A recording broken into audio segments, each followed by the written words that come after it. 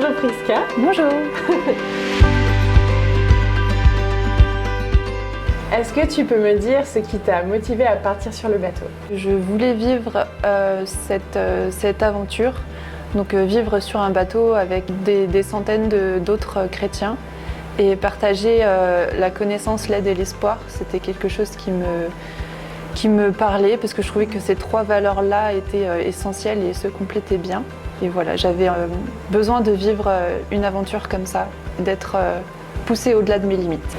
Est-ce que tu peux nous expliquer une de tes semaines type? La première année, en fait, j'ai travaillé dans la cuisine.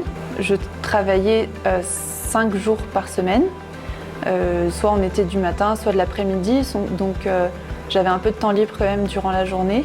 Un jour de la semaine était consacré plutôt au ministère. Donc on allait à terre visiter des écoles, des hôpitaux, des églises. Ou alors on restait sur le bateau et on entrait en contact avec les visiteurs.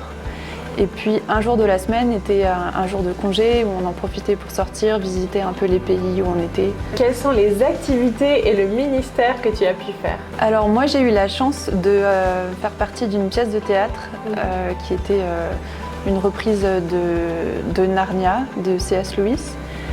Donc j'ai beaucoup apprécié faire partie de ce projet.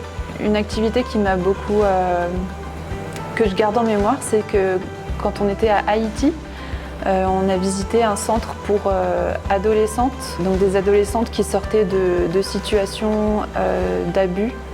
Et donc c'était très intéressant de pouvoir rencontrer ces filles.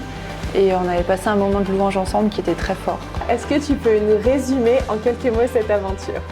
C'est difficile de résumer 3 ans en quelques mots, mais c'était une aventure, ça c'est sûr.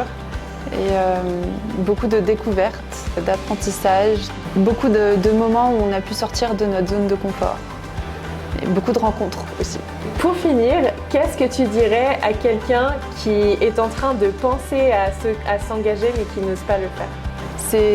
C'est vrai que c'est quelque chose que peu de gens font, de partir en mission, en bénévolat. Mais c'est une expérience qui est très valorisée ensuite par la suite et qui apporte beaucoup sur les plans personnels et aussi qui prépare à la vie qui viendra après, une fois qu'on reviendra en France. Ça donne beaucoup de force et d'inspiration pour la suite. Il y a tellement de manières différentes de servir et en fonction des dons de chacun, il y a forcément des occasions de mettre à profit ses dons. Par exemple, j'ai pu servir dans la musique et c'est ce que je fais, c'est ce que j'aime faire. Et j'ai eu de nombreuses opportunités pour faire ça.